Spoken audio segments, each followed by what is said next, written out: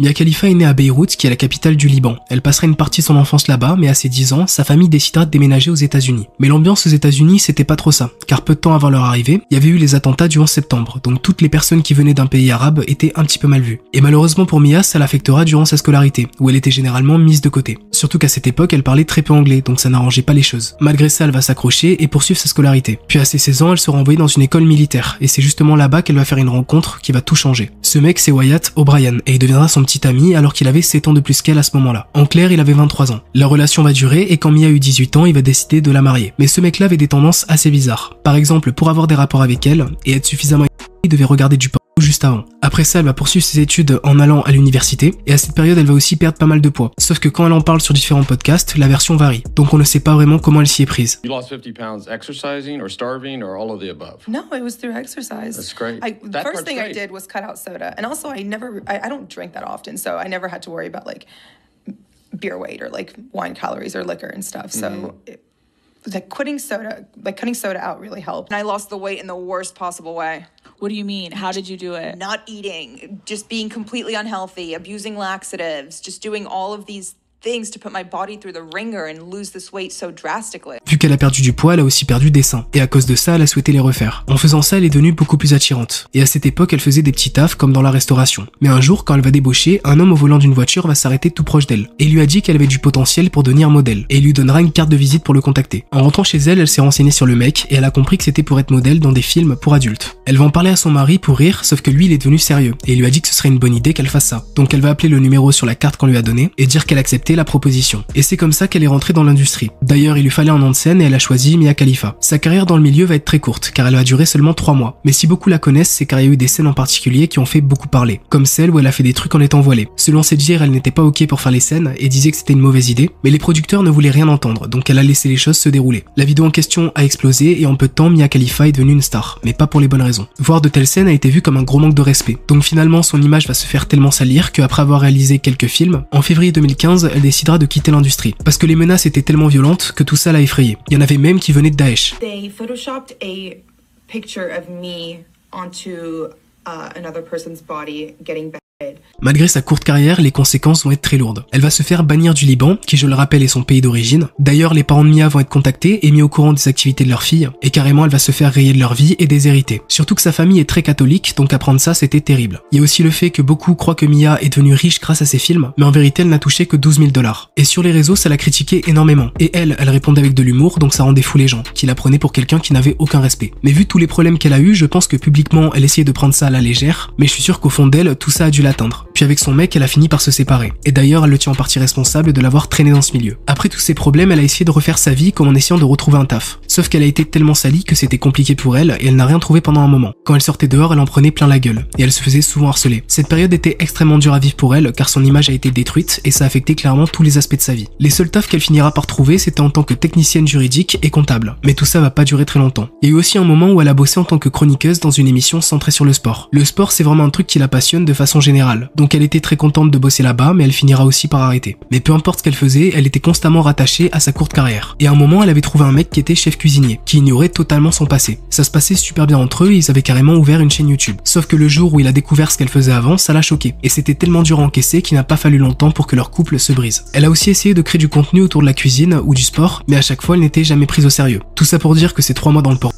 ont vraiment détruit sa vie. Maintenant, si on parle d'aujourd'hui, il y a quand même une chose importante qu'on oublie de mentionner. Beaucoup disent qu'Internet n'oublie jamais, et à écouter l'histoire de Mia, on a l'impression qu'elle a vraiment tout fait pour se détacher de la mauvaise image qu'elle se traîne. Aujourd'hui, en soi, elle est créatrice de contenu, et les réseaux où elle est le plus active sont TikTok et Instagram. Mais s'il y a bien une chose qui fait qu'elle est constamment rattachée à son passé, c'est bien l'ouverture de son OnlyFans en 2020. Je sais qu'aux États-Unis, le rapport aux plateformes privées est plus évolué qu'en France, et là-bas, c'est quelque chose qui se digère mieux qu'ici. Mais rien n'empêche que pour une grosse partie des gens, et ça peu importe le pays, le résultat reste le même. Elle était dans le et elle continue de faire de l'argent avec son corps. C'est en partie pour ça que beaucoup de gens ne la respectent pas. Mais je voudrais aussi éclaircir un point. Quand elle faisait des films, elle décidait pas des scénarios. Et les producteurs ont détruit sa vie en l'incitant à tourner des scènes avec un voile. Là, sur OnlyFans, il n'y a que elle seule pour décider du type de contenu qu'elle partage. Et je pense que jamais elle ne se permettrait de faire ce qu'elle a fait par le passé. Après, je peux aussi comprendre les différents avis. Ceux qui diront qu'elle a le droit de faire un OnlyFans car c'est avant tout son corps, donc si elle veut faire de l'argent avec, ça la concerne. Mais je comprends aussi ceux qui diront qu'elle a tout fait pour se détacher de son ancienne image et que malgré ça, elle décide de continuer de gagner de l'argent avec son corps. Ce que je veux dire, c'est que si son image n'évolue pas aux yeux des gens, c'est car elle a un OnlyFans. Même si Mia se montre très engagée sur les réseaux sur différents sujets de société. Après, dans mon cas, je n'ai pas de mal à prendre au sérieux quelqu'un qui fait de l'argent avec des plateformes privées. Mais il y en a beaucoup qui ont du mal. Avant de faire cette vidéo, je vous ai demandé votre avis sur Mia. Et maintenant, on va regarder ça ensemble. En oubliant son passage dans le X, c'est une très grande entrepreneuse, elle investit beaucoup d'argent pour des assos. Et c'est une personne qui aide toutes celles qui, comme elle, veulent quitter le métier. Il est vrai que Mia se montre très engagée pour différentes causes. Et elle a par exemple fait de nombreuses donations. Puis elle met aussi en garde d'autres filles sur l'industrie du porno,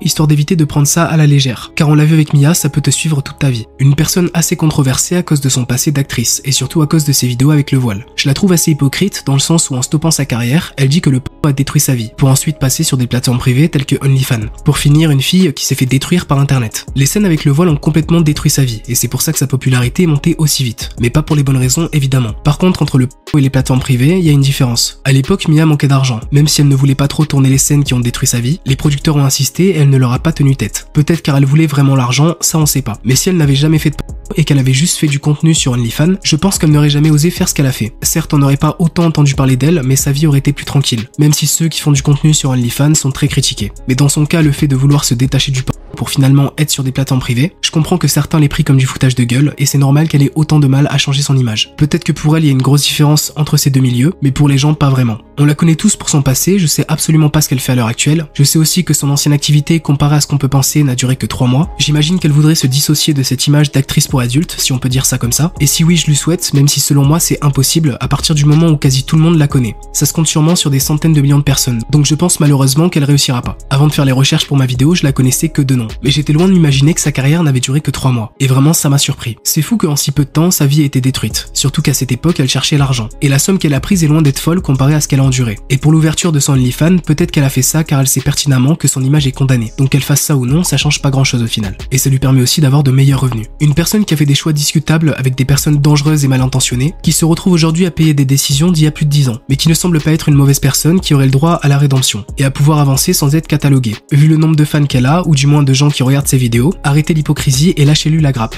En vrai, si on enlève les différentes scènes controversées, Mia est loin d'être une mauvaise personne. Les gens la critiquent surtout pour ce qu'elle a fait par le passé, et pour son OnlyFans. Mais hormis ça, c'est une personne polie et respectueuse, qui met en garde les autres sur ce qu'elle a traversé, et qui en plus de ça se montre très engagée sur différents sujets de société, tout en faisant des dons pour différentes causes. Elle fait genre d'avoir arrêté sa carrière, mais elle surfe toujours sur son buzz. Je dirais pas qu'elle surfe toujours dessus, car en général quand elle parle de sa courte carrière dans l'industrie, elle met surtout en garde les filles qui voudraient se lancer, car je pense qu'elle est la mieux placée pour parler des conséquences. Là je parle uniquement des filles, car généralement c'est elles qui prennent le plus cher quand elles taffent dans ce milieu. Même si les acteurs sont aussi très critiqués, mais le traitement est quand même assez différent. Puis elle n'a pas changé son nom de scène quand elle a arrêté. Donc c'est aussi pour ça que les gens ont du mal à faire une croix sur son passé. Mon but avec cette vidéo, c'était vraiment de parler du mal qu'ont les gens à dissocier Mia de sa carrière passée. Son OnlyFans pourrait renforcer l'idée que se font les gens sur elle, en la trouvant justement hypocrite. Elle qui voulait se détacher de sa courte carrière qui a littéralement détruit son image, pourquoi a-t-elle décidé d'ouvrir un OnlyFans? Il faut pas oublier que ça reste deux milieux quand même assez différents, même si on peut quand même trouver du lien comme le fait de gagner de l'argent avec son corps. Mon but était vraiment de mettre l'accent sur ça dans ma vidéo, et maintenant si vous voulez une vidéo plus complète sur son histoire, je vous conseille cette vidéo qui répondra à toutes vos questions. Le lien se trouve évidemment dans mes sources. Voilà pour ce qu'on est de Mia Khalifa, j'espère que cette vidéo vous a plu et j'ai hâte de voir vos retours.